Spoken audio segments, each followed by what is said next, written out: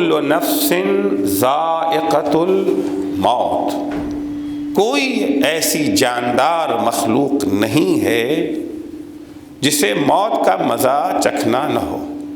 ہر شخص کو اس مرحلے سے گزرنا، کتنا ہی بھاگیں اس سے کوئی فائدہ نہیں ہے۔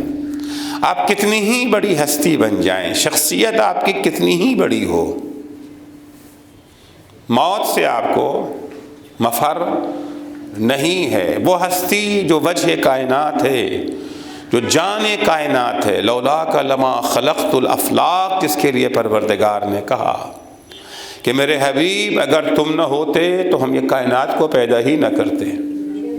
روح کائنات، جان کائنات جو ہستی ہے، اسے بھی خطاب کر کے قرآن کہتا ہے انک میت وانہم لمیتون۔ اے حبیب آپ کا درجہ بہت بڑا ہے، بڑی عظمت ہے آپ کی، ان تمام عظمتوں کے باوجود موت آپ کو بھی آئے گی، بچیں گے آپ بھی نہیں۔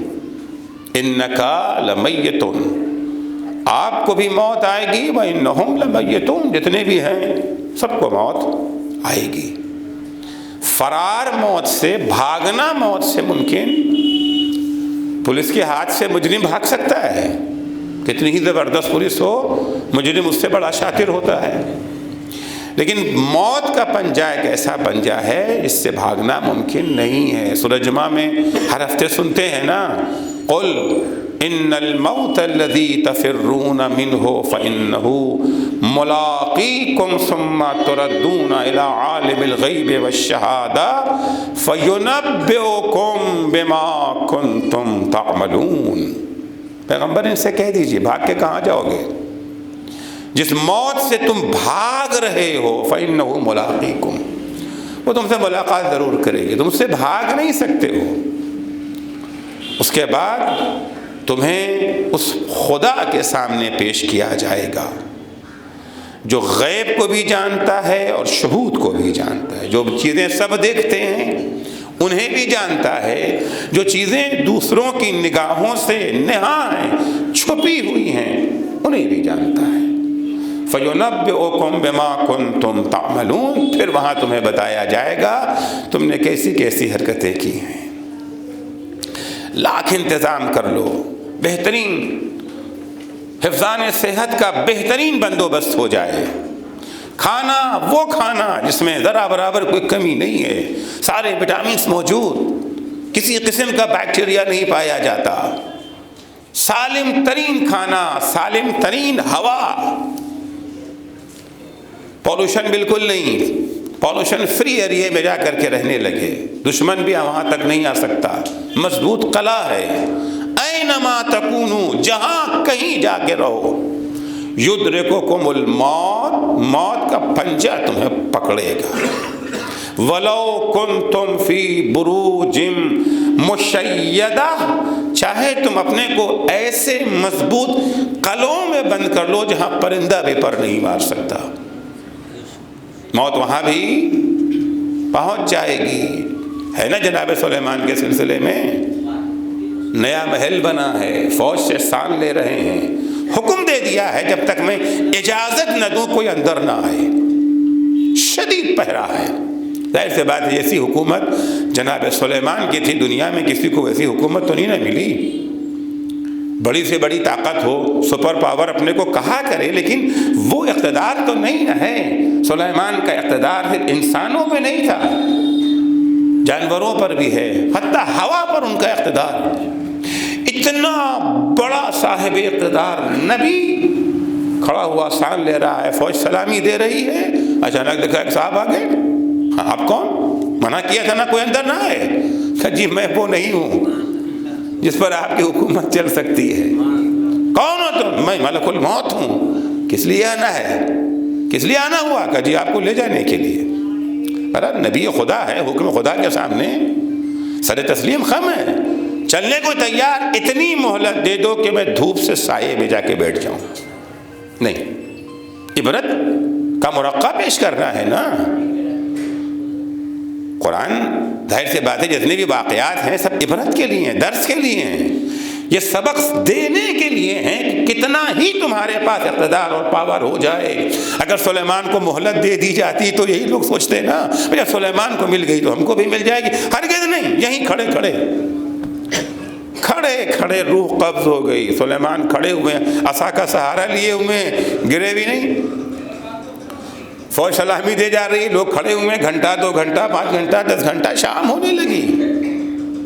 سلیمان میں حرکت نہیں. جب تک سلیمان اجازت نہ دیں گے فوج ہٹے گی نہیں, لوگ ہٹیں گے نہیں. سلامی کا موقع ہے نا. اچھا اندر جا کے دیکھنے کی کسی میں ہمت بھی نہیں ہے, منع کر دیا ہے نا, کوئی اندر آ نہیں سکتا. یہاں تک کہ خدا نے جب دیمک کو حکم دیا, دیمک نے جا کر کے عصا کو چاٹ لیا. عصا کھوکھلا ہوا, جناب سلیمان کا جب وزن پڑا زمین پہ گرے, تب لوگوں کو پتہ چلا ہے تو رخصت ہو چکے. اینما تکونوا, جہاں کہیں بھی رہو, یدرککم الموت ولو کنتم فی بروج مشیدہ, وقت آ گیا, 1 منٹ کی 1 سیکنڈ کی چھوٹ نہیں ہے. اذا جاء اجلهم لا یستأخرون ساعة ولا یستقدمون, جب موت کا وقت آ گیا 1 لحظے کی بھی مہلت ملنے والی نہیں ہے. حتمی ہے موت. کسی نے پیغمبر اسلام صلی اللہ علیہ وآلہ وسلم کی خدمت میں آ کے عرض کیا, یا رسول اللہ اتأذن لی ان اتمنى الموت, کیا آپ مجھے اس بات کی اجازت دیتے ہیں کہ میں موت کی تمنا کروں؟ ہمارے ہاں حکم یہ ہے کہ آپ زندگی کی دعا کریں, موت کی نہیں. مرنے کی دعا نہ کریں, نہ اپنے لیے نہ دوسروں کے لیے. زندگی کی دعا کریں, کیونکہ زندگی بہت قیمتی ہے نا. ابھی عرض کروں گا کہ یہ دنیا میں جو ہمیں زندگی دی گئی ہے یہ بہت قیمتی ہے, بڑے کام کی چیز ہے یہ. کیونکہ آخرت کی ساری تیاری ہمیں اسی دنیا میں کرنا ہے.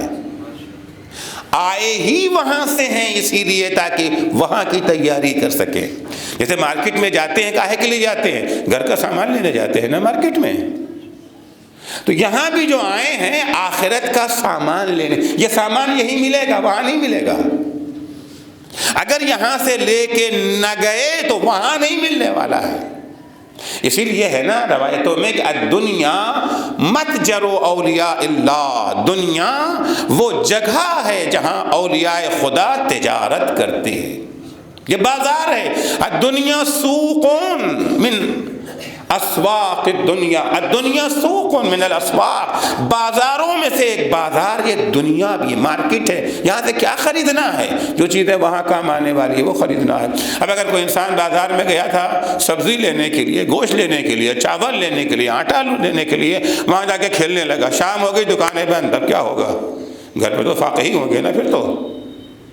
ارے اتنی ساری محنت تو کیا, اتنا بازار میں ٹہلا گھوما, مگر جو لینے گئے تھے وہ تو لے کے نہیں آئے ہو بھائی. انجام تو بھگتنا پڑے گا نا. بہرحال تو دنیا میں آئے ہیں اور آنے کے بعد ایک وقت مقررہ پر دکان بند ہو جائے گی. جانا ہے ہمیں, اب چاہے خالی ہاتھ جائیں. آئے پیغمبر کے پاس, یا رسول اللہ اتأذن لی ان اتمنى الموت, کیا آپ ہمیں اجازت دیتے ہیں موت کی دعا کروں؟ اب میں نے کہا دعا کر کے کیا کرو گے؟ انہ شیء لا بد منہ, تو آئے گی ہی. ارے ڈھونڈو اس چیز کو جس کا آنا مشکوک ہو, کیا پتہ آئے گی نہیں آئے گی, اس کو تو آنا ہی آنا ہے. انہ شیء لا بد منہ, یہ ایک ایسی چیز ہے آنا ہی ہے. البتہ اس کی حقیقت کو سمجھ لو, سفر طویل, یہ موت ایک لمبا سفر ہے. مرنے کے بعد فوراً جنت و جہنم تو نہیں نہ ہے. بہت سارے یہ جو ہے منزلیں ہیں جہاں سے جو ہے گزرنا ممکن ہے. مرنے کے بعد ہزاروں سال تک یہ سفر جاری رہے. آخری منزل کہاں ہے؟ قیامت ہے. آخری منزل قیامت ہے. قیامت اور مرنے کے درمیان بہت ساری منزلیں ہیں. ان منزلوں کو طے کرنا سفر طویل, ایک لمبا سفر ہے جس کے لیے آپ کو زاد راہ حاصل کرنا کہاں سے ہے؟ وہاں کچھ نہیں ملنے والا, یاد رکھیے گا.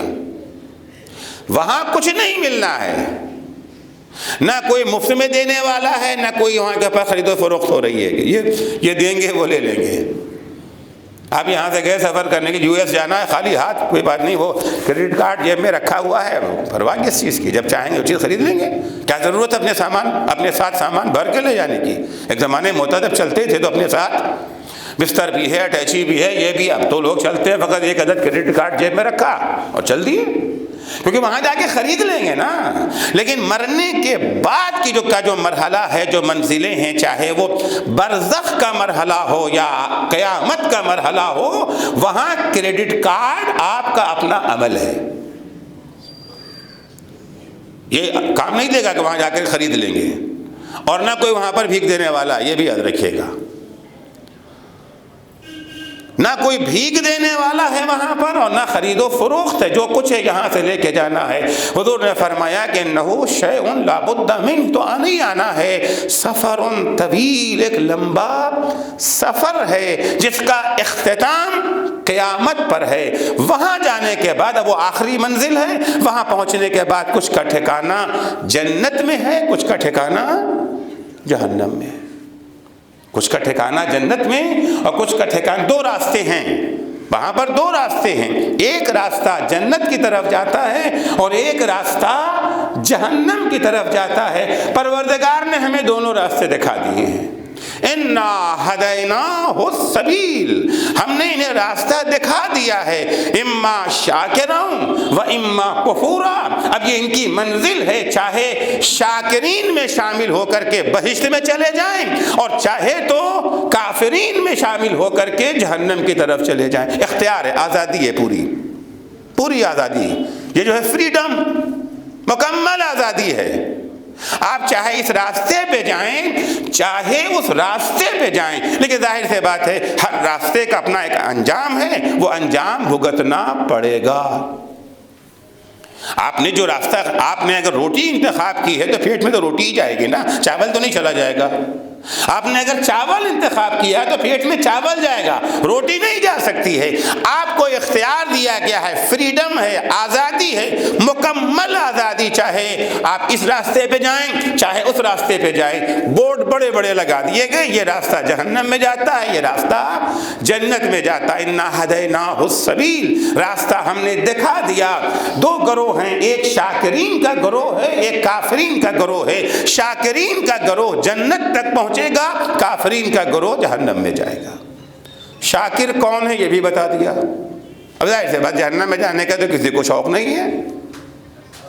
ہم تو دنیا میں بھی تکلیفیں جو ہے برداشت کرنے کے عادی نہیں. چل رسد کی آخرت کی تکلیف، یہاں کی تکلیف تو وقتی ہے نا، چند دنوں کی تکلیف ہے، چند گھنٹوں کی تکلیف ہے، چند برسوں کی تکلیف مان لیتے ہیں. لیکن وہاں کی یدوم بقاؤ تطول مدتو، کہ وہاں کے آرام ہے وہ بھی ابدی ہے، تکلیف ہے وہ بھی ابدی ہے. آرام اور تکلیف دونوں ہمیشہ باقی رہنے والا ہے. راستہ تمہیں بتا دیتے ہیں کہ شاکرین کون ہیں، کافرین کون ہیں. راستہ تو بتا دیے گا، شاکروں میں آ جاؤ گے ادھر جاؤ گے، یہ جو بہشت میں، اور اگر کافرین میں شمار ہو گیا تو مرنے کے بعد جو تمہارا انجام ہوگا وہ اختتام کہاں پر ہے؟ جہنم میں اختتام ہوگا. شاکر کون ہیں؟ شاکر کی تعریف ہے بیان کی. شاکرین وہ ہیں جو کچھ دنیا میں ان کے ہاتھ میں ہے، دولت ہے، عہدہ ہے، منصب ہے، ان ساری چیزوں کو وہ اللہ کی عطا سمجھتے ہیں اور اس کا استعمال وہیں کرتے ہیں جہاں اللہ نے اسے استعمال کرنے کی اجازت دی ہے. جس کے پاس 10 روپیہ ہے، 10,000 ہے، 10 لاکھ ہے، 10 کروڑ، جو کچھ بھی ہے، اسے اپنی ملکیت نہیں تصور کرتا، اللہ کی عطا سمجھتا ہے. اس کی عطا ہے، اس نے دیا ہے، اور وہیں استعمال کریں گے جہاں اس نے ہمیں اجازت دی ہے. اسے کہتے ہیں شاکر. جو کچھ ہمارے پاس کو نعمت سمجھتا ہے. دولت اگر ہے ہمارے پاس، پیسے ہیں ہمارے پاس، عزیزوں یہ اسلام کا امتیاز ہے. تنہا اسلام ہی ایک ایسا مکتب فکر ہے. میں دین بھی نہیں کہہ رہا ہوں کہ ادیان میں جتنے مکاتب فکر بنے ہیں، چاہے الہی رشتہ اپنا جوڑیں چاہے دنیاوی رشتہ جوڑیں، کسی بھی مکتب فکر میں مال و دولت کو خیر نہیں کہا گیا ہے. قرآن نے مال و دولت کو خیر کہا ہے. بری چیز نہیں ہے دولت. دولت بری چیز نہیں ہے، قرآن مجید نے اس کو خیر قرار دیا ہے۔ چنانچہ ارشاد ہوتا ہے اذا حضر کتب علیکم اذا حضر احدکم الموت ان ترک خیرا الوصیہ للوالدین والاقربین بالمعروف حقا علی المتقین۔ جب تم میں سے کسی کی موت کا وقت آ جائے، البتہ وقت آ جائے تو پتہ ہی نہیں نہ کب آئے گا، ہر لحظہ ممکن ہے موت کا وقت ہو، ہر لحظہ ممکن ہے کہ موت کا، جب سوچتے ہیں کہ موت آنے والی ہے تب تو نہیں آتی ہے، اور جب مطمئن ہو گئے اب تو ٹھیک ٹھاک ہو گئے ہیں تو موت آ جاتی ہے۔ ابھی ممبر پر میں تقریر کر رہا ہوں، ہو سکتا ہے کہ اگلا لفظ نکلنے سے پہلے موت آ جائے، امکان تو ہے نا، امکان نہیں، ہو بھی گیا۔ ابھی 2 ہفتہ نہیں گزرا ہے، لکھنؤ کے اندر مولانا اختر جربلی ممبر پر مجلس پڑھ رہے تھے، مسائل پڑھتے پڑھتے اللہ کو پیارے ہو گئے۔ تو معلوم تو نہیں نا ہے وہ لمحہ کب آ گیا، یعنی ہر لمحہ جو ہمارے سامنے ہے وہی ہماری موت کا لمحہ ہے، وہی موت کا لمحہ ہے۔ کتب علیکم اذا حضر احدکم الموت، جب تم میں سے کسی کی موت کا وقت آ جائے تو اس پر یہ واجب کر دیا گیا ہے۔ کتب علیکم الصیام ہے نا، تم پر روزہ واجب کیا، جہاں جہاں کتبہ ہے معنی اس کا یہ لیا تھا کہ لازم ہے، ضروری ہے، واجب ہے۔ کتب علیکم اذا حضر احدکم الموت ان ترک خیرا الوصیہ، اگر مرتے وقت آپ کے پاس کچھ دھن دولت ہے، خیر ہے، اگر وہ خیر چھوڑ کے جا رہا ہے، کس چیز کو خیر کہا جا رہا ہے؟ مال کو۔ اسلام نے مال کو کیا کہا ہے؟ شر نہیں کہا ہے، سانپ بچھو نہیں کہا ہے، اسے خیر ہے۔ ان ترک الخیر ان ترک خیرا الوصیہ، اگر کچھ مال دھن چھوڑ کے جا رہے ہو تو اس کے بارے میں وصیت کر جاؤ۔ کس کے لیے وصیت کر جاؤ؟ للوالدین والاقربین۔ دیکھیے جب انسان کا انتقال ہو جاتا ہے، جو کچھ اس کے پاس اگر وصیت نہیں کیا ہے تو ظاہر سی بات تو قانون میراث کے مطابق وارثوں میں جو ہے تقسیم ہو جائے گا۔ البتہ صاحب مال کو اللہ نے اس بات کی اجازت دی ہے کہ وہ اپنے مال کے بارے میں وصیت کر جائے، یا فلاں کو دے دینا، فلاں کو دے دینا، فلاں کو دے دینا۔ اس کی وصیت پر عمل بھی واجب ہے، مگر ایک بات یاد رہے، وصیت صرف 1/3 میں ہے۔ ہمارے ایک بڑی غلط فہمی ہے، ہم وصیت کر جائیں گے کہ فلاں کو میراث نہیں ملے۔ آپ ہوتے کون ہیں بھائی؟ میرا مال جب تک زندہ ہے تبھی تک، اس لیے کہ مال آپ کا نہیں ہے، مال تو اللہ کا ہے۔ المال مال اللہ جعلہ عند الناس ودائع، چھٹے امام فرماتے ہیں مال اللہ کا ہے، اللہ نے لوگوں کے پاس اس کو امانتاً رکھا ہے، جب تک آپ ہیں آپ اس کو یوز کیجئے، موت کا ٹائم ہے آپ کا نہیں رہ گیا۔ اب جس کو اللہ نے مقرر کر دیا کہ وارثوں کو لڑکی کو اتنا، لڑکے کو اتنا، فلاں کو اتنا، فلاں کو اتنا، ہاں اگر آپ کو اختیار ہے کہ 1/3 میں آپ پھر وصیت کر سکتے ہیں۔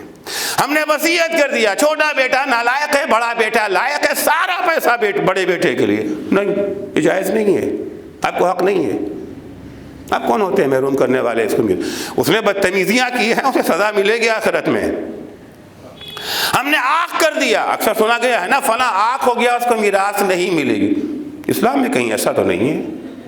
ہاں صرف بیٹا اگر باپ کا قاتل ہے تو قاتل کو مقتول باپ کی میراث نہیں ملے گی، اتنی سی چیز ہے بس۔ بچہ کتنے ہی سرکش ہو، کتنے ہی بدمعاش ہو، آپ اپنی زندگی میں جسے چاہیں لکھ کے دے دیں، یہ ہو سکتا ہے جب تک آپ زندہ ہیں، پوری پراپرٹی فلاں کے نہیں، میرے مرنے کے بعد آپ کا ہے ہی نہیں۔ زندگی میں آپ کسی کو دے دیجیے کہ اب آپ خود بھی اس کے مالک نہیں رہ گئے، آپ بھی بے دخل ہو گئے، یہ تو کر سکتے ہیں آپ۔ لیکن آپ یہ وصیت کر جائیں کہ میرے مرنے کے بعد فلاں کو ملے اور فلاں کو نہ ملے، 1/3 میں آپ کو اختیار ہے۔ خدا وہ کہتا ہے کہ آپ جب جا رہے ہیں دنیا سے، ظاہر سی بات ہے کہ آپ کی اولاد میں سب ایک طرح کے نہیں ہوتے ہیں۔ مثلا یہ جو ہے بوڑھے ماں باپ ہیں، وہ کسی کام کے قابل نہیں رہ گئے، کام نہیں کر سکتے ہیں، اگر ان کو وہ میراث کا جو حصہ ہے اس پر اگر اکتفا کرنا پڑے تو شاید ان کی زندگی مشکلوں کا شکار ہو جائے۔ بچے جوان ہیں، وہ اپنا راستہ نکال سکتے ہیں، لہذا بہتر ہے کہ آپ مرتے وقت اسی 1/3 میں سے کچھ وصیت ان کے لیے کر جائیں۔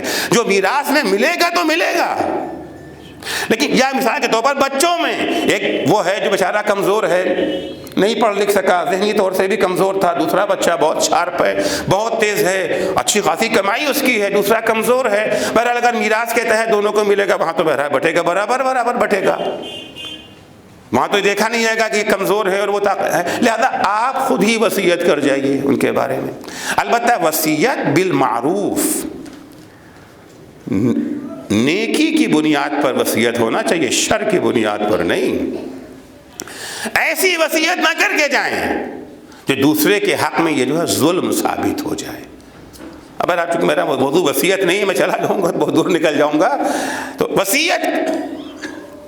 وصیت کر کے جائے اپنے مال میں سے کہ فلاں یہ جو ہے یتیم خانے کے لیے، فلاں مسجد کے لیے، فلاں امام باڑے کے لیے، فلاں اسکول کے لیے، فلاں مدرسے کے لیے، فلاں اسپتال کے لیے، غریبوں کی مدد کے لیے، بیماروں کے علاج کے لیے، میں سارے کا سارا مال وارثوں کو کیوں چھوڑ کے جا رہے ہیں؟ ان کا بھی تو حق ہے نا۔ وفی اموالہم حق للسائل والمحروم، جو کچھ آپ نے کمایا ہے سب آپ کا نہیں ہے، اللہ کا حکم ہے کہ ان کے مال میں سوال کرنے والوں کا، محروموں کا بھی حق ہے اس کے اندر، تو وصیت کر جائیے۔ حقا علی المتقین، یہ فرض ہے صاحبان تقوی پر۔ بہرحال تو یہاں کے اوپر خیر کسے کہا گیا؟ مال کو۔ مال خیر ہے۔ شاکر کون ہے؟ جو کچھ بھی اس کو ملا، جتنا بھی کمایا، سارے دھن دولت کو کیا سمجھے؟ اللہ کی نعمت اور اللہ کی طرف سے عطا کیا ہوا خیر۔ جب اللہ کی طرف سے عطا کیا ہوا خیر سمجھے گا تو ظاہر سے بات اس کو استعمال بھی وہی کرے گا جہاں اللہ نے چاہا ہے۔ جب آپ دولت کو نعمت سمجھیں گے تو ایک نعمت دینے والا بھی تو ہوگا، ایک منعم بھی تو ہوگا۔ اللہ کو منعم مانیں گے اور اپنے کو یہ جو ہے متنعم مانیں گے۔ ہم وہ ہیں جنہیں اللہ نے ہمیں اس نعمت سے نوازا ہے۔ جب یہ احساس پیدا ہو جائے گا تو جو کچھ بھی ہمارے اختیار میں ہے سب کچھ اللہ کی مرضی کے مطابق صرف ہوگا۔ دولت ہمارے پاس ہے، اس کو اللہ کی مرضی کے مطابق صرف کریں گے۔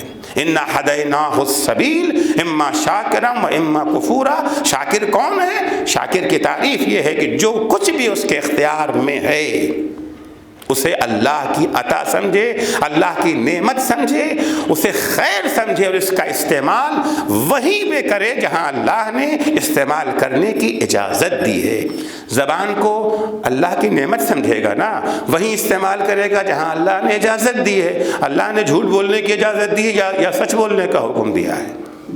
دھوکہ دینے کے لیے ہے یا امانت داری کا حکم ہے؟ ہاتھ، آنکھ، کان، جتنی بھی چیزیں ہمارے پاس ہیں انہیں شاکر کہا جاتا ہے، اور جنت شاکرین کا حق ہے۔ سنجزی الشاکرین قرآن مجید میں ہے، ہم شاکروں کو جزا دیں گے۔ شب عاشور سید الشہداء حضرت امام حسین علیہ السلام یہ جو تاریخ خطبہ دیا ہے، خطبے کے بعد کچھ دعائیں امام نے کی ہیں، ان دعاؤں کا ایک جملہ ہے وَجَعَلْنَا مِنَ الشَّاكِرِينَ، اے اللہ تو ہمارا شمار شاکروں میں کرنا۔ إِنَّا هَدَيْنَاهُ السَّبِيلَ إِمَّا شَاكِرًا وَإِمَّا كَفُورًا۔ آپ کو اختیار دے دیا گیا ہے کہ چاہے اس راستے پہ چلیں چاہے اس راستے پر چلیں۔ بہرحال پیغمبر فرماتے سفرون طویل، ایک لمبا سفر ہے موت کے بعد کا، اس کی تیاری کر کے جانا ہے۔ مختلف منزلیں ہیں، ہر منزلوں کے اپنے اپنے تقاضے ہیں۔ اختتام کہاں پہ ہوتا ہے؟ اختتام اس کا قیامت پر ہے سفر کا، اور وہاں کے بعد دو ٹھکانے، ایک جنت ہے اور ایک جہنم ہے۔ جنت میں جانے کی تیاری دنیا میں، اور جہنم، دیکھیں میں پہلے بھی عرض کرتا رہا ہوں کہ جنت اور جہنم کوئی ایسی چیز نہیں ہے کہ بنی بنائی کوئی چیز ہے اس میں اللہ ڈالے گا، ان کو جنت میں ڈال دیا ان کو جہنم میں ڈال دیا۔ آپ ہمارے گھر میں آئے، ہمارے گھر میں یہ اے سی والا روم بھی ہے، نان اے سی بھی ہے، آپ کو اے سی والے میں بھیج دیا ان کو نان اے سی میں بھیج دیا، نہیں، ایسا کچھ نہیں ہے۔ جو کچھ بھی جنت و جہنم ہے سب ہم نے یہاں بنایا ہے وہاں کے لیے۔ جنت بھی ہم نے بنایا ہے، جہنم بھی، جیسے دنیا میں اپنے گھر بناتے ہیں نا، بس جس کا جو گھر ہے وہیں تو جائے گا۔ آپ نے اپنے لیے محل بنایا ہے، آپ محل میں جائیں گے، ہم نے جھوپڑا بنایا ہے، ہم جھوپڑے میں جائیں گے۔ آپ نے اگر اپنے لیے جنت بنائی ہے تو جنت میں جائیں گے، اور اگر خدا نہ خواستہ اپنے عمل سے اپنے لیے جہنم بنایا ہے تو جہنم ہی میں جانا پڑے گا۔ دنیا کا نتیجہ ہے آخرت، آخرت نتیجہ دنیا ہے۔ قرآن مجید جو جہنم میں جاتے ہیں ان کا بھی اپنا عمل ہے، جو جنت میں جاتے ہیں ان کا قرآن مجید میں ارشاد ہوتا ہے اما الذین آمنوا وعملوا الصالحات فلہم جنت المأوی نزلا بما کانوا یعملون۔ جو لوگ ایمان لائے ہیں اور ایمان کے ہمراہ عمل صالح انہوں نے انجام دیا ہے، ان کے لیے کیا ہے؟ ہمیشہ باقی رہنے والی جنت ہے۔ وہ جنت جو ہمیشہ باقی رہنے والے، جنت المأوی۔ کیوں ان کو جنت دی گئی ہے؟ کوئی پارٹی بازی ہے؟ کوئی رشتہ داری ہے کہ یہ ہماری پارٹی کے تھے ان کو دے دیا، ان کی پارٹی کے ان کو نہیں دیا؟ منسٹری تھوڑی ہے انڈیا گورنمنٹ کی کہ جس پارٹی کے آپ ممبر ہیں، چاہے اہل ہو چاہے نہ اہل ہو، اہل ہو یا نہ۔ آج اخبار میں پڑھا تھا، پتہ نہیں کتنا سچ ہے کتنا جھوٹ ہے، بہت زیادہ اخباروں پہ اعتبار تو کرتا نہیں ہوں میں، مگر بہرحال ہے اخباروں کی خبریں ملتی ہیں کہ وہ مودی سرکار اپنے جو ہے وزراء کو ہٹانا چاہتی ہے، وزیر اقتصاد کو تبدیل کرنا چاہتی ہے، مگر کیا کریں کوئی اہل ان کی پارٹی میں مل نہیں رہا ہے۔ ان کی پارٹی میں اہل نہیں ہے، کانگریس میں ہیں بائیں بازو میں، مگر کانگریس کو تو لے نہیں سکتے ہیں، بائیں بازو کو تو لے نہیں سکتے ہیں۔ وزارتیں جو بڑھتی ہیں وہ تو اپنا دیکھ کے بڑھتی ہیں نا۔ کیا وہاں بھی جنت و جہنم ایسے ہی ہے؟ یہ دوست ہے دے دو، دشمن ہے ہٹا دو؟ نہیں، نزلا بما کانوا یعملون۔ اگر انہیں ہمیشہ رہنے والی جنت دی جا رہی ہے تو ان کے ان اعمال کا ثمرہ اور نتیجہ ہے جو انہوں نے دنیا میں انجام دیا ہے۔ تو وہاں پر جو کچھ بھی ہے نتیجہ اسی وَأَمَّا الَّذِينَ فَسَقُوا، اور وہ افراد جنہوں نے فسق اختیار کیا، راہ خدا سے ہٹ گئے ہیں، شاکرین میں داخل ہونے کے بجائے کافرین میں داخل ہو گئے ہیں۔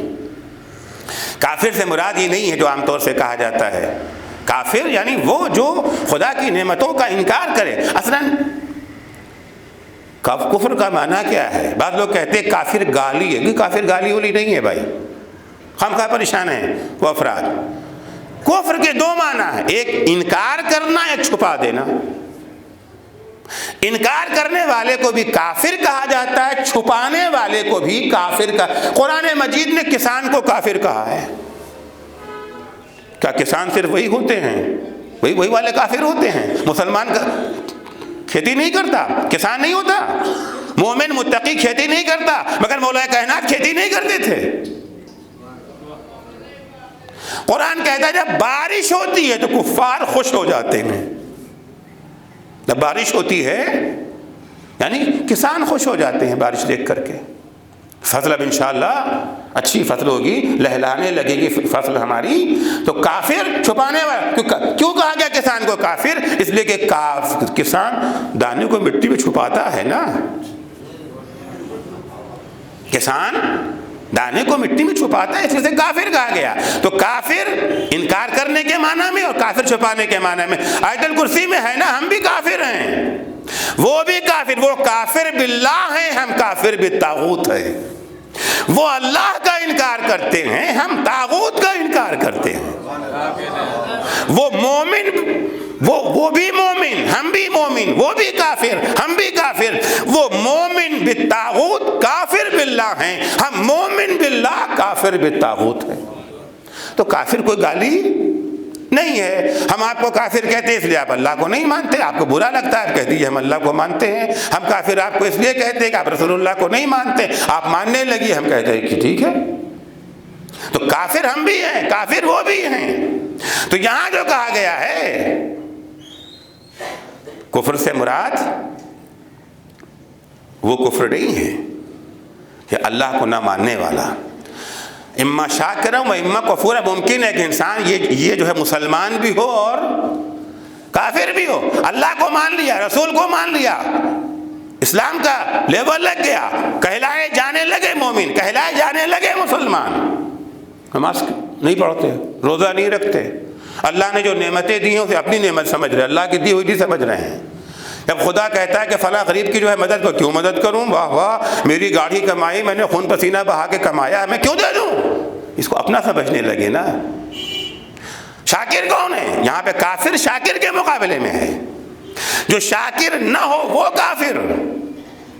تو جنت شاکرین کے لیے، جہنم کافرین کے لیے، چاہے لا الہ الا اللہ اور محمد رسول اللہ کہتے ہوں، چاہے کہتے ہو۔ اما الذین فسقوا، وہ لوگ جو فاسق ہو گئے ہیں، یعنی لا الہ الا اللہ تو کہتے ہیں، محمد رسول اللہ تو کہتے ہیں، توحید پر ایمان ہے، نبوت پر ایمان ہے، ولادت رسول کا موقع آتا ہے بہترین جشن مناتے ہیں، شاندار، اتنی بہترین لائٹنگ، بڑے بڑے شعراء، بڑے بڑے خطبہ، کیا کہنا ہے، زبردست جشن مناتے ہیں، سب چیزیں ہیں، لیکن شاکرین میں شامل نہیں ہوئے ہیں۔ اما الذین فسقوا فمأواہم النار، وہ افراد جو فاسق ہو گئے ہیں ان کا ٹھکانہ کہاں ہے؟ جہنم۔ یہ نہ کہے کوئی کہ ہم کو پتہ نہیں تھا، ہم جانتے نہیں تھے، کھلے ہوئے لفظوں میں پروردگار نے اعلان کر دیا، اما الذین فسقوا فمأواہم النار وکلما ارادوا ان یخرجوا منہا۔ بھاگنے کی کوشش کریں گے نا، جو بھی قیدی جیل میں جاتا ہے جیل سے بھاگنے کی کوشش تو کرتا ہے نا، خصوصاً کہ یہ پتہ چل جائے کہ ہمیشہ یہاں رہنا ہے، 2-4 سال کی سزا ہو تو شاید برداشت بھی کر لے، چلو بھائی 2-4 سال کے بعد نکل جائیں گے، جہنم میں گئے ہمیشہ رہنا ہے، خالدین فیہا، ہمیشہ رہنا ہے، تو کوشش کرتے ہیں وہاں سے نکلنے کی۔ کلما ارادوا ان یخرجوا منہا اعیدوا فیہا، جیسے ہی سر ابھارا نکلنے کے لیے، وہاں پر فرشتے کھڑے ہیں، لہم صوامع من حدید، لوہے کے گرز ہیں ان کے ہاتھ میں، اسی سے مارتے ہیں۔ لہم، یہ حقیقت ہے، یہ آپ کو عرض کرو قرآن کی آیتیں پڑھ رہا ہوں، یہ کوئی قصہ کہانی اور تاریخ وریخ نہیں ہے کہ آپ کہیں وہ پتہ نہیں سچ ہے کہ جھوٹ ہے فنا ہے، سارے قرآن کی آیتیں پڑھ، لہم صوامع من حدید کلما ارادوا ان یخرجوا منہا اعیدوا فیہا، دوبارہ اسی میں پلٹا گرز پڑے گا۔ جناب سلمان فارسی لوہاروں کے بازار سے گزر رہے تھے، دیکھا کہ ایک شخص وہاں پر بے ہوش پڑا ہوا ہے، لوگ گھیرے ہوئے ہیں، مختلف افکار، مختلف نظریات، وہ کیوں بے ہوش ہو گیا؟ مرگی آ گئی ہے اس کو، کوئی کہہ رہا ہے چپل کوئی سنگھا رہا ہے، کوئی جوتا سنگھا رہا ہے۔ تھا جناب سلمان آگے بڑھے، پانی چھلک کر کے ہوش میں لائے، اپنے دانوں پہ اس کا سر رکھ لیا، کہا بھائی کیا بات ہے، تم بے ہوش کیوں ہو گئے، بیماری کوئی تمہیں ہے، مرگی وغیرہ؟ کہا نہیں ایسا کچھ نہیں۔ کہا پھر کیا ہوا؟ اور سامنے دیکھ رہے ہو لوہار کی دکان، کہاں؟ کہا میں یہاں سے گزر رہا تھا، میں نے دیکھا کہ لوہار نے لوہا بھٹی میں لال ہو گیا تھا، اس لال لوہے کو نکالا اور ہتھوڑا اس پر برسانے لگا۔ لوہار یہی کرتا ہے نا، جب لوہا لال ہو جاتا ہے ہتھوڑے سے مار مار کے جس شکل میں چاہتا ہے ڈھال لیتا ہے۔ جب میں نے یہ دیکھا کہ لال لوہا اس کے اوپر جو ہے ہتھوڑا پڑ رہا ہے، مجھے قرآن کی یہ آیت یاد آ گئی کہ جب بھی سر نکالنا چاہیں گے، لہم صوامع من حدید، ان کے ہاتھوں میں لوہے کے ہتھوڑے ہوں گے، ان کے سر کے اوپر مارے جائیں۔ مجھے لگا جیسے یہ ہتھوڑا میرے سر پر برس رہا ہے۔ کیا کہنا ہے ان لوگوں کا جو دنیا سے عبرت حاصل کر لیں، سبق لے لیں؟ کیا کہنا، ہم لوگ ہزار چیزیں دیکھتے رہتے ہیں، مجلس میں آتے ہیں، سیوم میں آتے ہیں، 40ویں میں آتے ہیں، چھماہی برسی، ساری توجہ ہوتی ہے کھانے کے اوپر، بھول جاتے ہیں کہ ہمارا بھی سیوم ہوگا، ہمارے بھی 40واں ہوگا، ان کو اگر موت آئی تو کل نہیں، ہم سمجھتے موت ان کے لیے، ہمارے لیے تھوڑی ہے، غفلت کا شکار ہے نا۔ مگر کیا کہنا ان لوگوں کا جو دنیا کی چیزوں کو دیکھ کر کے عبرت حاصل کر لیں۔ جناب سلمان میں اس شخص میں دوستی ہو گئی، کچھ دنوں کے بعد اس کی موت کا وقت آ گیا، احتضار کا وقت تھا، جناب سلمان وہاں موجود، جناب سلمان بڑی عظمتوں کے مالک ہیں، اس کے سرہانے بیٹھے ہیں، ملک الموت کو خطاب کر کے سلمان کہتے ہیں یا ملک الموت ارفق باخی، میرے بھائی کے ساتھ نرمی سے پیش آنا، نرمی سے اس کا جو ہے اس کی روح قبض کرنا، ارفق باخی۔ تو کلما ارادوا ان یخرجوا منها اعیدوا فیہا، جب کبھی وہاں سے نکلنے کی کوشش کریں گے، ہتھوڑا مار کے دوبارہ وہیں پہ ان کو پلٹا دیا جائے گا. وَقِيلَ لَهُمْ ذُوقُوا عَذَابَ النَّارِ الَّذِي كُنْتُمْ بِهَا تُكَذِّبُونَ. مزہ چکھو اس عذاب جہنم کا جسے تم جھٹلا رہے تھے.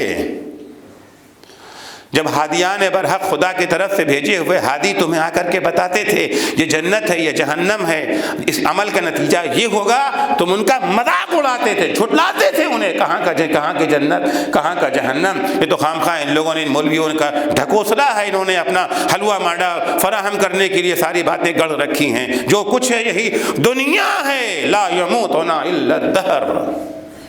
دنیا کے علاوہ تو کچھ، اب اس کا مزہ چکھو. تو جو کچھ وہاں پر ہے بہشت ہے، وہ بھی دنیا میں ہمارے اعمال کا نتیجہ. کوئی پارٹی بازی نہیں ہے، بھول جائیے. کوئی گروپ بندی نہیں ہے وہاں پر.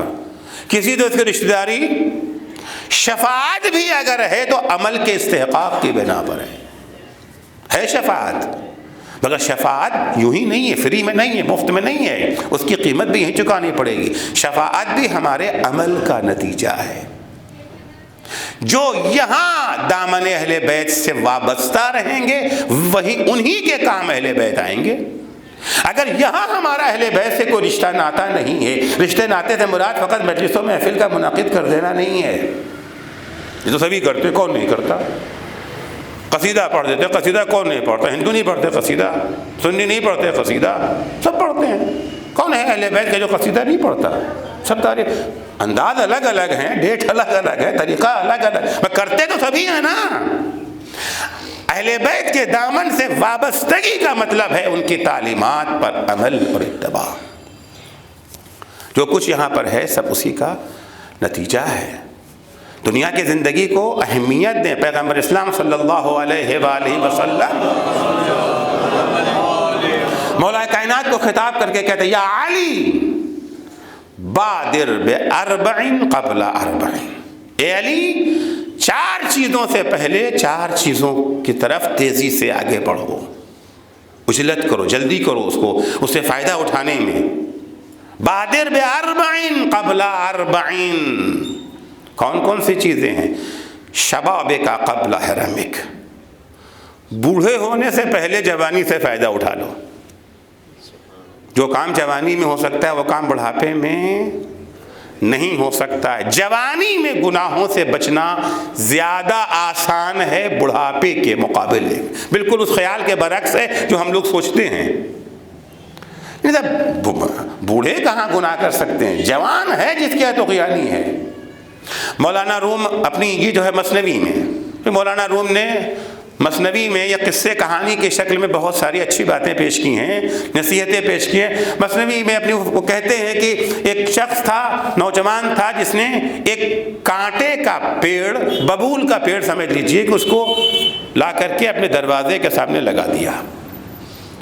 ایک بڑے بوڑھے بزرگ آئے، انہوں نے نصیحت کی، بیٹا یہ تم نے کیا کیا ہے؟ کانٹا ہے، چبھے گا لوگوں کو، ہٹا دو اسے. ارے چچا ابھی تو ننھا منا تھا پودے میں، کہاں کاٹے؟ کہیں دیکھ کا کاٹے ہیں، ہرا بھرا در، کتنا اچھا لگ رہا ہے. کہا بیٹا یہ بعد میں، کہا جب بعد میں بڑا ہوگا اکھاڑ کے پھینک دیں گے.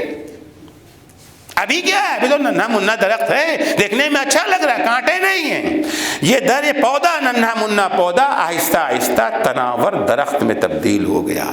کانٹے گرنے لگے، چلنے والوں کو کانٹا چبھ رہا ہے، خود اسے بھی چبھ رہا ہے. جو کوئی وہاں سے گزرتا ہے اسے گالی دیتا ہے، کم وقت ہے، دیکھو کیا کیا ہے، کیا مصیبت پیدا کر رکھی ہے. آخر میں اس نے فیصلہ کیا درخت کو اکھاڑ کے پھینک دیں. پودا جوان ہو چکا تھا، یہ بوڑھے ہو چکے تھے، ان کی طاقت گھٹ چکی تھی. پودے نے جڑ پکڑ لی تھی. اس وقت اگر اکھاڑ کے پھینک دیتے تو ننھا منا پودا تھا، چٹکیوں کا کام تھا. اب ساری طاقت بھی صرف کر دی مگر وہ درخت اکھڑتا نہیں ہے. مولانا روم یہیں سے یہ جو ہے گریز لیتے ہیں، کہتے ہیں یہی حال ہے گناہ اور جوانی کا. جوانی میں گناہ کو چھوڑنا آسان ہے کیونکہ ابھی گناہ نے جڑ نہیں پکڑی ہے، لیکن جب بڑھاپے کی منزل آ جاتی ہے تو گناہ نے جڑ پکڑ لی ہے، اب لاکھ اکھاڑنے کی کوشش کرتے اکھڑتا نہیں ہے۔ پہلی دفعہ جب جھوٹ بولا تھا نا، توبہ کرنا آسان ہے، گناہ کو چھوڑنا آسان ہے، ابھی جھوٹ ہماری عادتوں میں شامل نہیں ہوا ہے، ابھی غیبت ہماری عادتوں میں شامل نہیں ہوا ہے۔ لیکن عزیزوں، جیسے جیسے جوانی ڈھلتی جاتی ہے، بڑھاپے کی منزلیں آتی جاتی ہیں، گناہ کا درخت جڑ پکڑتا جاتا ہے۔ اب جھوٹ بول چھوڑنے میں بہت تکلیف ہوتی ہے، غیبت کو چھوڑنے میں بہت تکلیف ہوتی ہے، بدکاریوں سے دور رہنے میں بہت زحمت ہوتی ہے، صلاحیت نہ رہ جائے، خواہش تو باقی رہتی ہے، خواہش تو باقی رہتی ہے۔ بادر باربع قبل اربع، 4 چیزوں کا خیال رکھو، 4 چیزوں سے پہلے۔ شباب کا قبل حرمک، والصحت کا قبل سقمک، بیمار ہونے سے پہلے اپنی صحت سے فائدہ اٹھا لو۔ ابھی جوان ہو، 100 رکعت بھی نماز پڑھ لیں تو نہ گھٹنے میں درد نہ کمر میں درد۔ اب بڑھاپے میں خیال آیا کہ لاؤ ساری نمازیں قضا کر لیں، لاؤ جو روزے چھوٹے ہیں رکھ لیں، صحت کہاں رہ گئی؟ شوگر ہے، فلاں ہے، 1000 بیماریاں، صحت کے زمانے میں رکھا نہیں، اب بیماریوں میں کیا رکھیں گے؟ جب تک اللہ نے صحت دی ہے، جتنا بھی عبادت خدا کر سکتے ہیں، جتنی بھی عبادت، کل کا انتظار نہ کریں، صحت باقی رہے گی یا صحت ختم ہو جائے کون جانتا ہے، بیماری کب ہمیں آ گھیرے۔ وَغِنَاكَ قَبْلَ فَقْرِكَ، آج اگر اللہ نے آپ کو دولت و ثروت دی ہے، آج اس سے صحیح فائدہ اٹھا لیجئے، فقر اور محتاجی سے پہلے حالات کب پلٹ جائیں گے کچھ پتہ نہیں ہے، کب حالات کروٹ لے لیں گے۔ ایک زمانہ تھا نا، فلاں زمیندار، فلاں جاگیردار، فلاں نواب تھے نا ہم لوگ، اب کیا رہ گئے؟ ختم ہو گیا۔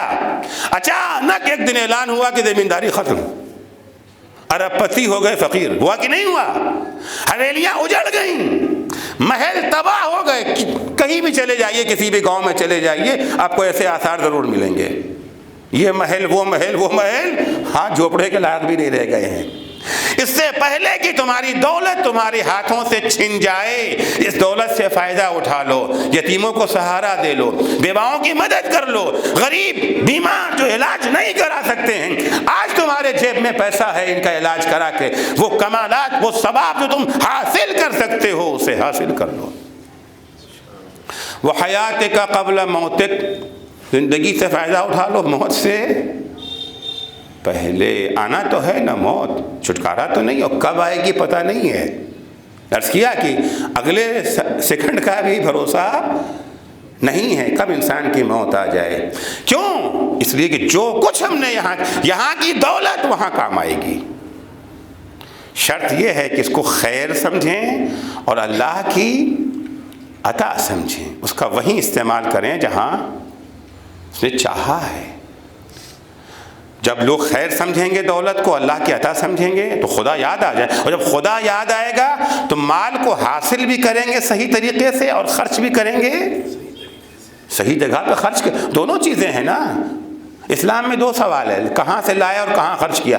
دنیا والے ایک سوال تو کر لیتے کہاں سے لائے، CBI والے کا چھاپا ڈالیں گے اور آپ کے گھر میں لاکھوں کروڑوں نکل آئے، پوچھیں گے نا کہاں سے لائے، کہاں خرچ کیا اس کے بارے میں سوال نہیں ہوتا۔ مگر وہاں 2 سوال ہے، لائے کہاں سے، خرچ کہاں سے کیا۔ پیغمبر اسلام صلی اللہ علیہ وآلہ وسلم جناب ابو ذر کو خطاب کر کے فرماتے ہیں، یا ابا ذر لا یزول قدم العبد یوم القیامہ حتی یسأل عن 4۔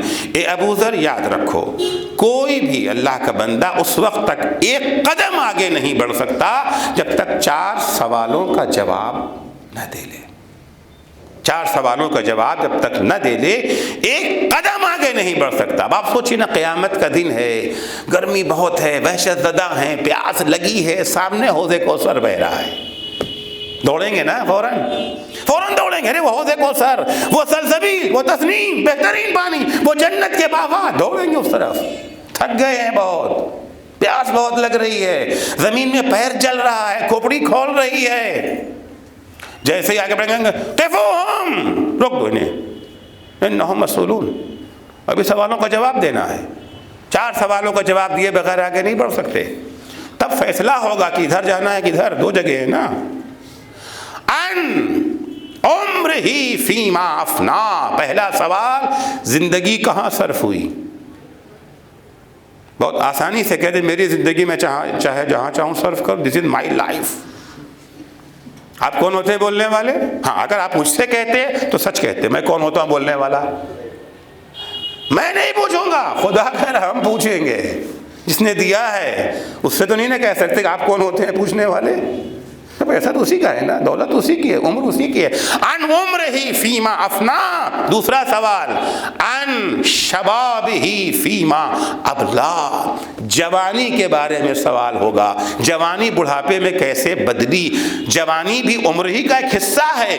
الگ سے اس لیے بیان کیا گیا ہے کہ جوانی اسپیشل گفٹ ہے اللہ کی طرف سے، اسپیشل کیپیٹل ہے اللہ کا. بھی میں نے عرض کیا کہ جوانی میں جتنی عبادت ممکن ہے بڑھاپے میں نہیں ہے. جوانی میں گناہوں سے توبہ آسان ہے، بڑھاپے کے مقابلے میں اسپیشل کیپیٹل ہے جو آپ کو اللہ نے دیا ہے. بوڑھا بیچارہ روزہ رکھنا چاہتا ہے نہیں رکھ سکتا ہے، نماز پڑھنا چاہتا ہے کھڑے نہیں ہو سکتے. بمشکل تو واجب نمازیں ادا ہوتی ہیں، مستحب نمازوں میں کہاں جائیں گے. حج کرنا چاہتے ہیں، اتنی بھیڑ ہے کیسے جائیں گے. زیارات پہ جانا چاہتے ہیں، اعضاء و جوارح جواب دے چکے ہیں. جوانی میں سب کچھ ہے نا. وَأَن مَالِهِ مِنْ أَيْنَ اكْتَسَبَهُ وَفِي مَنْ فَقَهُ. جو دولت اس کے پاس ہے اس کے بارے میں سوال ہوگا، کہاں سے لائے کہاں خرچ کیا. دو سوال. کہاں سے لائے؟ جب ہم دولت کو خیر سمجھیں گے اور اللہ کی عطا سمجھیں گے تو ظاہر سے بات ہے حاصل بھی کریں گے حلال طریقے سے، خرچ بھی کریں گے وہیں جہاں اللہ نے ہمیں اجازت دی ہے. ان چیزوں کا ہمیں وہاں پر جواب دینا ہے. زندگی اسی طریقے سے زندگی ہماری نہیں ہے. جو کچھ ہم نے یہاں پر کیا ہے اسی کا نتیجہ ہمیں وہاں پر دیکھنا ہے. مولا کائنات امیر المومنین علی بن ابی طالب علیہ الصلوۃ والسلام نہج البلاغہ میں ارشاد فرماتے ہیں ان الدنیا ادبرت وآذنت بالوداع. دنیا ہم سے پیچھا چھڑا رہی ہے، منہ پھیر لیا ہے دنیا نے، پیٹ دکھا دیا ہے دنیا نے، اور رخصتی کا اعلان کر دیا ہے. موت یہی ہے نا، رخصتی کا اعلان کر دیا. وَإِنَّ الْآخِرَةَ قَدْ أَقْبَلَتْ وَأَشْرَفَتْ بِالطِّلَاعٍ. اور آخرت آ رہی ہے اور اپنی آمد کا اس نے اعلان بھی کر، آثار اس کے آنے کے بالکل نمایاں ہو چکے ہیں. الا وَإِنَّ الْيَوْمَ الْمِزْمَارُ وَغَدًا السِّبَاقُ. آگاہ ہو جاؤ، ہوشیار ہو جاؤ، دنیا کی زندگی کی اہمیت کو سمجھو، اسے عبث اور لغو صرف مت کر دو. یہ دنیا تمہیں دی گئی ہے، دنیا کی زندگی جو ہے مشق کرنے کے لیے. کل کمپٹیشن ہونے والا ہے، مقابلہ ہے. وغدن السباق. جب آخرت کی زندگی شروع ہوگی وہ کون سی زندگی ہے؟ وہاں مقابلہ ہوگا، دوڑ ہے، دوڑ ہے. ہر گیم کے لیے، ہر مقابلے کے لیے تیاری کی جاتی ہے نا، مشق کرتے ہیں، پریکٹس کرتے ہیں. فلاں جگہ میچ ہونا ہے، میچ سے پہلے پریکٹس کیمپ لگتا ہے نا. اگر پریکٹس کیمپ میں اگر پریکٹس نہ کیا تو کیا ہوگا؟ ناکام تو ہو جائیں گے نا. اليوم الا ان اليوم المزمار. یہ دنیا آج کی زندگی تیاری کی زندگی ہے، مشق اور پریکٹس کی جگہ ہے یہ. وغدن السباق. کل جب قیامت کا دن ہوگا وہاں پر دوڑنا ہے، وہاں پر مقابلہ ہے. وَالسَّبْقَةُ الْجَنَّةُ وَالْغَایَةُ النَّارُ. جو منزل تک پہنچنے میں کامیاب ہو گئے دوڑ میں، دوڑ کی انتہا کہاں ہے؟ بہشت پر ہے. جنہوں نے مشق کر لی ہے، تیاری کر لی ہے، اپنی روح اور اپنے بدن کو مضبوط بنا لیا ہے، وہ دوڑ میں کامیاب ہو جائیں گے. اور جو دوڑنے سے رک گئے، والغایۃ النار، جو دوڑ میں ناکام ہو گئے وہ وہی جہنم میں رہ جائیں گے. اس لیے کہ معلوم ہے جنت کا راستہ جہنم کے درمیان سے گزرتا ہے. الگ الگ راستے تو ہیں، مگر اب جب جنت کا راستہ جو کہاں سے گزرے گا؟ جہنم کے درمیان سے گزرے گا. پل صراط تو سن رکھا ہے نا آپ لوگوں نے. حدیث سن لیجئے. پیغمبر اسلام صلی اللہ علیہ وآلہ وسلم فرماتے ہیں اذا کان یوم القیامہ، جب قیامت کا دن آئے گا، امر اللہ مالکا ان یسعر نیران السبع، تو اللہ مالک وہ فرشتہ جو دوزخ کا انچارج ہے، اور رضوان وہ فرشتہ جو بہشت کا ذمہ دار ہے. دو فرشتے ہیں نا، یہ وہاں کے انچارج، یہ وہاں کے انچارج. امر اللہ مالکن ان یسعر نیران السبع، اللہ دوزخ کے فرشتے مالک سے کہے گا 7 طبقات جہنم کے روشن کر دو. آگ بھڑکنے لگی. وَيَأْمُرُ رِضْوَانَ أَن يُزَخْرِفَ الْجِنَانَ السَّمَانِ، اور اللہ رضوان کو یہ حکم دے گا کہ یہ جنت کے 8 طبقات کو جو ہے وہ سجا دو. اس کے بعد یقول لمیکائیل، پھر خدا میکائیل سے کہے گا مد الصراط علی متن جہنم. میکائیل سے کہے گا کہ اب یہ صراط، وہ راستہ جہاں گزرنا ہے نا، صراط کو جہنم کے اوپر بچھا دو، پھیلا دو. رول رکھا ہے جیسے نا، مثال کے طور پر بتا، وہاں کی چیزیں الگ ہیں، وہاں کی چیزوں کو یہاں کے لفظوں سے سمجھنا اور سمجھانا مشکل ہے. فقط ذہن کو قریب کرنے کے لیے فرش بچھانا ہے نا، رول رکھا ہے، کھول دو رول کو. میکائیل کو حکم ہوگا صراط کو جہنم کے اوپر بچھا دو. وَيَقُولُ لِجِبْرَائِيلَ انصب میزان العدل تحت العرش. جبرائیل کو حکم ہوگا، جبرائیل وہ عدل کا ترازو عرش کے نیچے نصب کر دو. وَيَقُولُ لِمُحَمَّدٍ صلی اللہ علیہ وآلہ وسلم، اور پھر حضرت سے خطاب ہوگا یا محمد قرب امتک للحساب، محمد اپنی امت کو حساب کے لیے لاؤ، اپنی امت کو حساب کے لیے لاؤ. جنت میں یوں نہیں جانا ہے، پارٹی بازی نہیں عرض کیا نا، حساب دینا ہے کیا کیا ہے. سے امت میں نام لکھا لیا، بی جے پی کے ورکر ہونے کا جو ہے کارڈ اپنے ساتھ رکھ لیا، کانگریس کے ورکر ہونے کا ہے، وہ کارڈ کام نہیں دے گا، عمل ناپا جائے گا، تولا جائے گا. محمد اپنی امت کو لاؤ، حساب کے لیے لاؤ. اس کے بعد ثم یأمر اللہ ان یعقد 7 قناطر علی الصراط.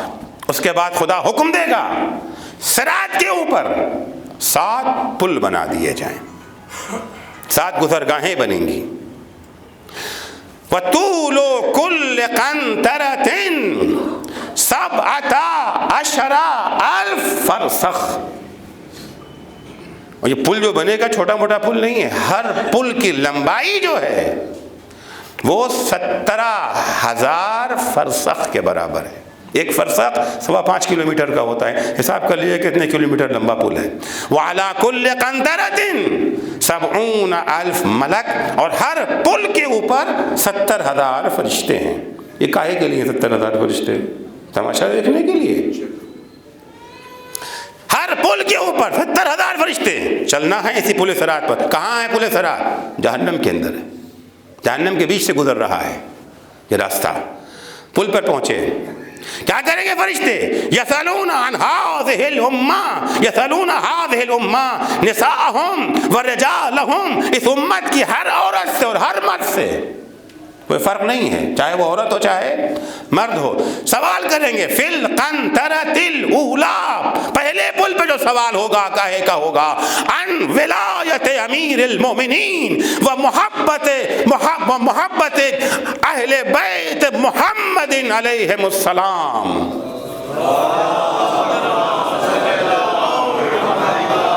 سات پل ہیں. پہلے پل پر سوال کس چیز کا ہوگا؟ ولایت علی کا سوال اور محبت آل محمد علیہ السلام کا سوال. محبت سے کیا مراد ہے میں پہلے آپ کی خدمت میں عرض کر چکا ہوں، فی الحال اس کو نہیں دہراؤں گا. محبت سے مراد فقط نعرے لگانا نہیں ہے، نعرے باندھ لینا نہیں ہے، کپڑے کا رنگ چینج کر دینا نہیں ہے، کالے سے سفید، سفید سے کالا کر لیا اور ہرا پیلا نیلا ہو گئی محبت نہیں. یہ محبت یعنی اتباع. اس کے بارے میں سوال، ان اتابعی، اگر اس کے یہاں ولایت علی پائی جاتی ہے، اگر محبت اہل بیت موجود ہے، جاز القنطرہ، تو اس پل سے آسانی سے یہ جو ہے گزر جائے گا جہنم کی طرف. وَإِن لَمْ يُحِبَّ أَهْلَ بَيْتِهِ عَلَيْهِمُ السَّلَامُ، لیکن اگر اہل بیت کی محبت نہیں ہوگی، سقط علی رأس امہ فی قعر جہنم، تو جہنم کے آخری تہ میں جو ہے اوندھے منہ سے یہ جو ہے گرا دیا جائے گا. وَلَوْ كَانَ مَعَهُ من اعمال البر عملا 70 صدیقا، چاہے اس کے پاس نیکیوں میں سے نیکیوں کا اتنا بڑا ذخیرہ ہو جتنا بڑا ذخیرہ 70 صدیقوں کے پاس ہوتا ہے. 70 صدیقین کی نیکیوں کے برابر بھی اگر نیکیاں ہوں گی، اگر ولایت امیر المومنین نہیں ہے، اگر محبت اہل بیت اطہار نہیں ہے، پہلے ہی پل تک پہنچتے پہنچتے کام تمام ہو گیا. تو جنت کا راستہ کہاں سے گزرتا ہے؟ جہنم کے درمیان سے گزر رہا ہے. دنیا کا ہے کے لیے ہے، پریکٹس کرنے کا ہے، کیا پریکٹس؟ دوڑنے کے لیے. کہاں دوڑنا ہے؟ اسی صراط کے اوپر. اگر بدن ناتما ہے تو گر جائیں گے نا. ٹھہر گئے، جب ٹھہر گئے تو کہاں ہے؟ قیام گاہ کوئی اور ہے جہنم کے علاوہ؟ ٹھہرے یعنی جہنم میں چلے گئے. لہذا تیاری یہاں کرنا ہے، روح کو بھی مضبوط بنائیں، بدن کو بھی مضبوط بنائیں، تاکہ کل جب میدان یہ جو ہے مسابقت ہے، جہنم کے درمیان سے جب عبور کر کے جہاں کہ یہ جو ہے جنت تک پہنچنا ہے، تو پہنچنے کی روح میں بھی طاقت ہو اور بدن میں بھی طاقت ہو. یہ طاقت کھانے سے نہیں آنے والی ہے. ڈھیر ساری بریانی کھا لیں، ڈھیر سارا قورمہ کھا لیں، طرح طرح، اس سے نہیں آنے والی ہے. یہ طاقت کہاں سے آئے گی؟ یہ طاقت عبادتوں کے ذریعے آتی ہے، یہ طاقت اللہ کی اطاعت کے ذریعے آتی ہے، اس کے بتائے ہوئے راستے پر چلنے کے ذریعے آتی ہے. بس عزیزوں، میں نے گفتگو کو ختم کروں. موت سب کو آنی ہے، اچھے کو بھی آنی ہے، برے کو بھی آنی ہے. ایک وہ ہے جس نے موت کی تیاری کر رکھا ہے، اور ایک وہ ہے جس نے موت کی تیاری نہیں کیا ہے. جو موت کی تیاری نہیں کرتے ہیں انہیں موت سے گھبراہٹ ہوتی ہے، موت کا نام سن کے ہی ڈر جاتے ہیں. جو لوگ یہ جو ہے زندے سے نہیں ڈرتے ہیں، وہ مردے سے بھی ڈرنے لگتے ہیں. کل تک زندہ تھا نہیں ڈرتے تھے، آج مر گیا، فلاں کمرے میں مردہ رکھا ہے، اب نہیں جائیں گے. ہمت ہوتی ہی جانے کی؟ نہیں بھائی، ارے وہاں مردہ نہیں رکھا گیا تھا مردہ. ہمارے بڑے سالے آئے تھے، ان کا انتقال یہیں ہو گیا ہمارے ہاں کمرے کے اندر. جس بیڈ کے اوپر ان کا انتقال ہوا تھا، کچھ بیٹھے تھے، جیسے ان کو پتہ چلا اسی پہ انتقال ہوا تھا، فوراً چھوڑ کر کے وہاں سے ہٹ گئے. کیوں؟ ڈر کسے ہوتا ہے؟ ڈر ان لوگوں کے لیے جنہوں نے تیاری نہیں کی ہے. اور جو تیار ہیں، جو اس راستے پہ چل رہے ہیں، جو شاکرین کا راستہ ہے، جب ان سے پوچھا جاتا ہے کہ بیٹا قاسم بتاؤ تمہاری نگاہ میں موت کیسی ہے، جواب کیا دیتے؟ الیوم احلا من العسل. آج ہر موت نہیں، وہ موت جو راہ خدا میں آ جائے، وہ موت جو ولی خدا کے ہمراہ آ جائے. الیوم احلا من العسل، آج جو موت ہے وہ میری نگاہ میں شہد سے زیادہ شیریں ہے. کوئی شاکرین میں سے کسی کو بھی کبھی موت سے ڈرتے نہیں دیکھا گیا، موت سے گھبراتے نہیں دیکھا گیا. چاہے وہ مولائے کائنات جنگ صفین میں ہوں، چاہے جناب علی اکبر کربلا کے راستے میں ہوں، اور چاہے صدیقہ طاہرہ فاطمہ زہرا سلام اللہ علیہا ہوں. زندگی اگر چاہیے تو عبادت خدا کے لیے چاہیے، زندگی اگر چاہیے تو ہدایت بندگان خدا کے لیے چاہیے، زندگی اگر چاہیے تو خدمت خلق خدا کے لیے چاہیے.